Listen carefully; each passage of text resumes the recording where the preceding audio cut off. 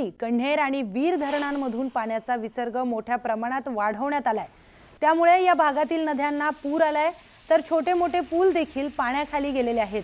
दरम्यान नदीकाठच्या गावांना सतर्कतेचा इशारा देऊन सुद्धा नागरिक या पुलावरून प्रवास करताना दिसून येत आहेत।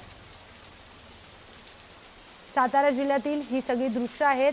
सतर्कतेचा इशारा प्रशासन वारंवार देत आहे, तरी सुद्धा गावातील नागरिक या पुलावरून वाहतूक करताय। पुलावरून पाणी वाहतंय, नदीचा जो प्रवाह आहे तो वाढताना दिसतोय। त्याचा पाण्याचा प्रवाह वाढलेला आहे। कुठल्याही क्षणाला हे पाणी आणखी वाढू शकतं आणि हा पूल पूर्ण पाण्याखाली जाऊ शकतो। तरीही हे नागरिक त्या पुलावरून प्रवास करतायत। त्याची ही दृश्य आहेत।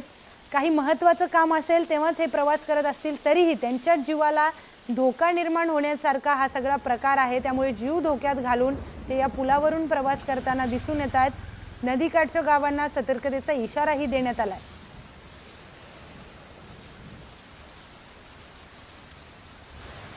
तर विरार ते वसई रेल्वे सेवा 2 तासांपासून ठप्प असल्याची बातमी समोर येते आहे। मुसळधार पावसामुळे रेल्वे सेवा ठप्प करण्यात आलेली आहे। विरार ते वसई दरम्यान प्रवाशांचा खोळंबा झालाय, कारण की चाकरमान्यांना कामासाठी ते निघालेले होते आणि त्यानंतर विरार ते वसई रेल्वे सेवा तब्बल 2 तासांपासून ठप्प आहे। कारण की ट्रॅकवर जे पाणी साचले त्याची ही दृश्य आपण बघतोय। मोठ्या प्रमाणावर ट्रॅकवर पाणी साचलेलं आहे आणि हे नागरिक त्या ट्रॅकवरून चालत रस्ता काढतायत आणि विरार ते वसई दरम्यान प्रवाशांचा पूर्णपणे खोळंबा झालेला आहे। विरार ते वसई रेल्वे सेवा ठप्प झालेले आहेत। तर आपले प्रतिनिधी श्रीकांत यांच्याकडे जाऊया। श्रीकांत, वसई ते विरार रेल्वे सेवा 2 तासांपासून ठप्प आहे, मग नागरिक आता पुढचं काय त्यांच्याकडे पर्याय? 11:30 पासून झालंय की ट्रेन नालासोपाराला थांबली होती। नालासोपारावरून काही पुढे जात नव्हती, तर थोड्या वेळाने अनाउन्समेंट झाली, पण नंतर पण ती 10 मिनिटांनी नंतर नालासोपारा ते वसईच्या मध्ये ठप्प आहे। ते अजूनपर्यंत ती ठप्पच आहे। लोक उतरून पटरीवरून चालत आहेत, त्यामुळे प्रचंड प्रमाणात त्यांचे हाल होत आहेत। हो श्रीकांत, आता 2 तासांपासून लोक तिथे थांबलेले आहेत आणि शेवटी वैतागून ते पटरीवरून चालत निघालेले आहेत, पण ते जाणार कुठे? कारण मागे जाणार घरी की आता पुढे कामाच्या ठिकाणी जाणार? नेमकी काय तिथल्या लोकांची प्रतिक्रिया आहे? अप आणि डाऊन दोन्ही बाजूला पण ट्रेन चालू नसल्यामुळे ते पर्यायी मार्ग शोधत आहे। स्टेशन पर्यंत जाऊन कदाचित रिक्षा घेऊन पुन्हा घरी जाण्याचा पर्याय घेऊ शकतात किंवा काही वेळापुरता वाट बघू शकतात की ट्रेन कधी अजूनपर्यंत चालू होईल। आणि रेल्वेतील प्रवाशांना तसंच वाटते की लवकरात लवकर ट्रेन चालू व्हावीत आणि लवकर आम्ही बोरवलीपर्यंत नागरिकांना नाहक त्रास सहन करावा लागतोय। नागरिक आता वैतागून शेवटी पटरीवरून चालत निघालेले दृश्य आपण बघतोय। धन्यवाद आपण दिलेल्या सगळ्या माहितीसाठी। थँक्यू।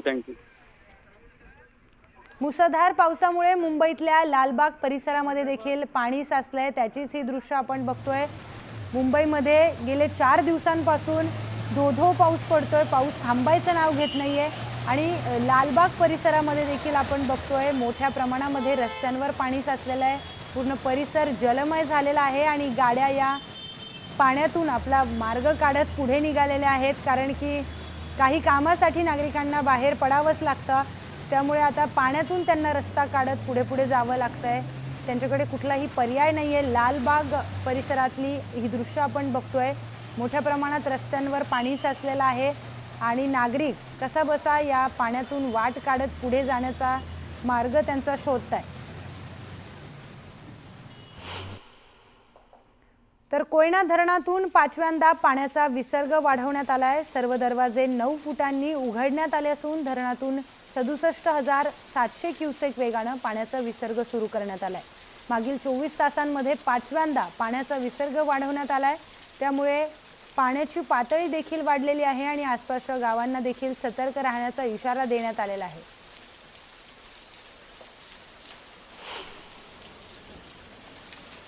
तर ठाण्याची ही दृश्य आहेत। ठाण्यामध्ये मुसळधार पाऊस सुरू आहे आणि अशातच गणपती बाप्पाच्या कारखान्यामध्ये मोठं नुकसान झाल्याची दृश्य आहेत। गणेशोत्सव अवघ्या काही दिवसांवर येऊन ठेपलाय आणि पावसाने नुकसान केल्यामुळे मूर्तिकार आता आर्थिक संकटात सापडलेले आहेत।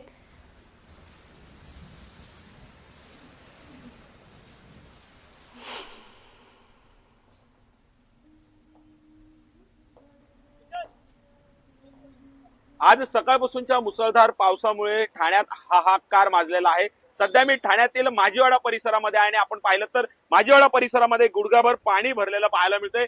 गणपती कारखाना अक्षरशः जो आहे त्या पाण्यामध्ये गेलेला आपण जर पाहिलं तर मोठ्या प्रमाणात गणेश भक्त या ठिकाणी आलेले पाहायला मिळतात। कुठेतरी अवघ्या काही दिवसांवर गणेश उत्सव येऊ ठेपलेला आहे आणि त्याच पार्श्वभूमीवर अशा प्रकारे अनेक ठाण्यातील गणेश कारखाने आहेत जे आता पाण्याखाली गेलेले पाहायला मिळतात। आपण जर पाहिलं तर गणपती बाप्पाच्या अनेक मूर्त्या ज्या आहेत त्यांची या ठिकाणी जी आहे ती पाण्याखाली गेलेल्या पाहायला मिळतात। मोठ्या प्रमाणात कारखानदाराचं नुकसान झालेलं पाहायला मिळतं। कुठेतरी शहरातील नालेसफाईची पोलकोल झाली आहे।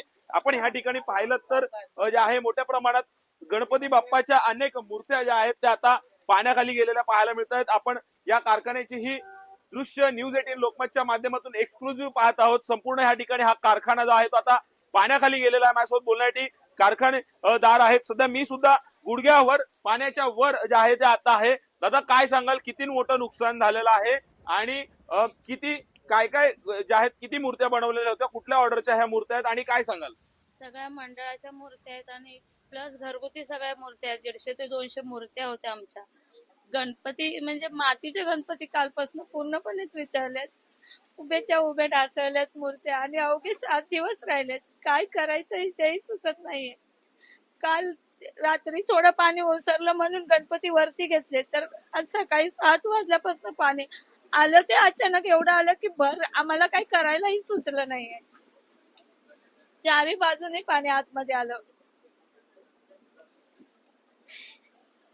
किती मोठं संकट आहे हे, कारण की गणेश उत्सव अवघ्या काही खूप मोठं दिवसावर संकट आहे। आता काय करायचं हे आम्हाला विचारच पडलाय, कारण 7 दिवस राहिले। 7 दिवसात परत 150-200 मूर्त्या नाही घडू शकत, त्यामुळे काय करायचं हे आता विचार पडलाय। एवढं मोठं नुकसान पहिल्यांदा झालंय आमचं। एकूण किती मूर्त्या होत्या? एकूण 200 ते 250 मूर्त्या होत्या, पण आहेत थोड्या बहुत आहेत, पण मातीच्या मूर्त्या सगळ्या गेल्या।